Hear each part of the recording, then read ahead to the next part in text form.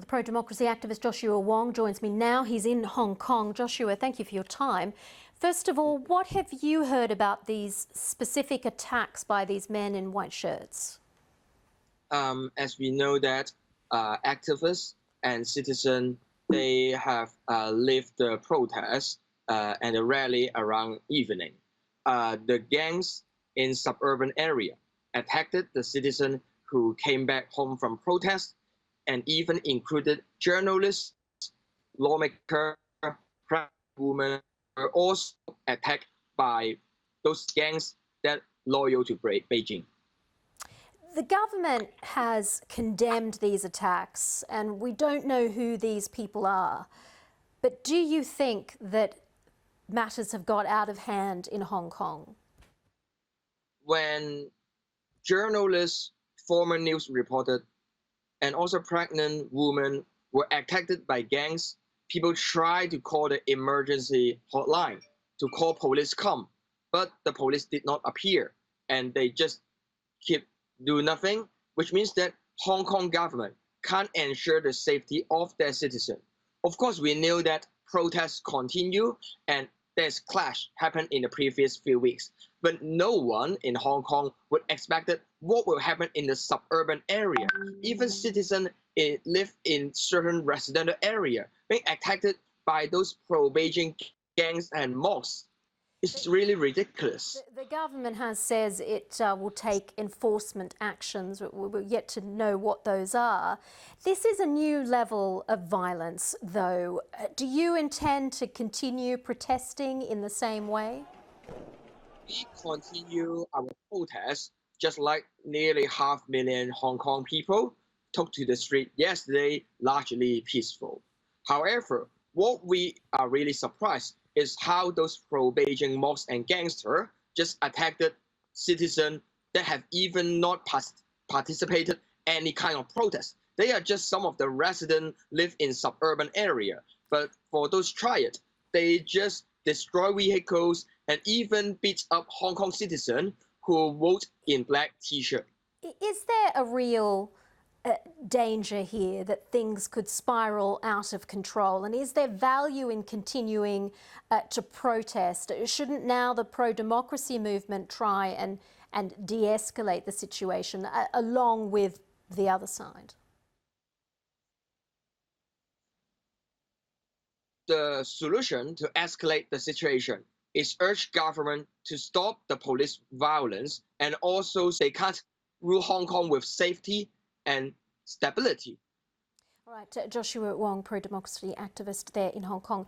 Thank you very much for your time, and we'll continue to report on things as they develop, including who are these gangs attacking. We're not quite sure at the moment. We haven't confirmed it. Of course, all of the details in the background on our website, bbc.com/news. But he outright failed.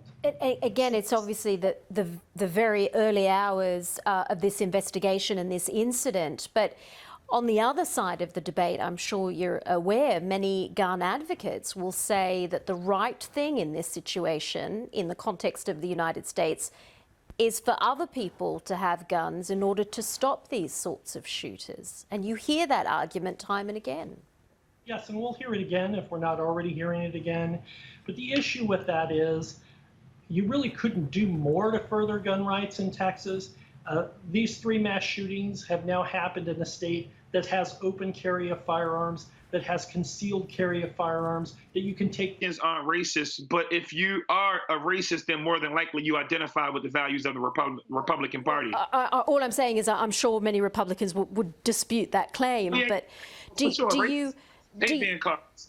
you think that perhaps it would be better, or are you concerned that some Donald Trump supporters aren't coming out enough against this language, even though they might support Donald Trump's policies? I think it just shows their true colors.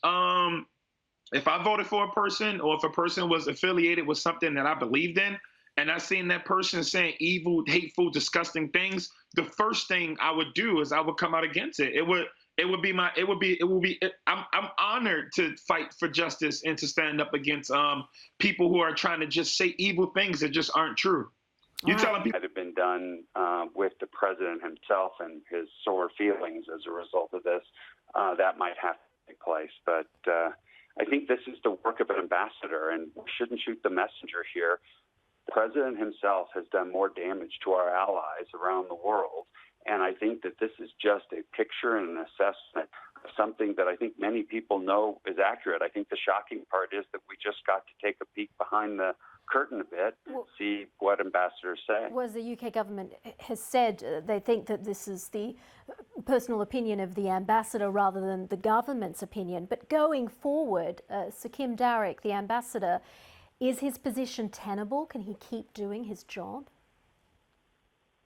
Well, I think it might change in terms of his relationship clearly with the White House, but I think also there are lots of other lanes in which ambassadors work, and we all sit and. The situation in Hong Kong. Ryan Lau is a former journalist, actor, and chief executive of his own creative agency.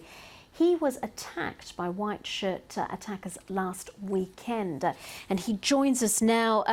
Ryan Lau, I wonder if we could start by going through what happened to you. Can you tell us what you were doing in the lead up to the attack?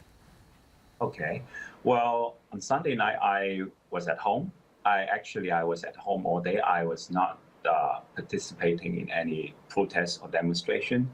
But around 11, I watched the live reporting from the June-Aug station on my phone, and then I get hurt. We've seen pictures of the injuries. They're too graphic to show, but can you describe how bad your injuries were?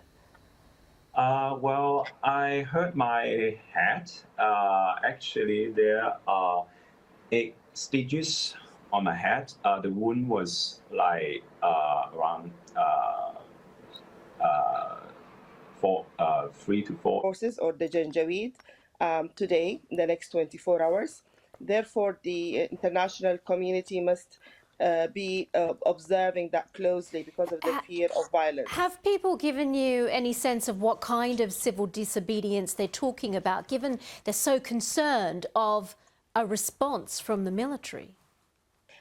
What we are calling for is a national complete civil disobedience in all sectors, apart from emergency cover, for example, in the medical field, saying that it's becoming even difficult to provide that with the invasion of the hospitals, with the fear about traveling from home to the hospital that you will be attacked on your way to go there.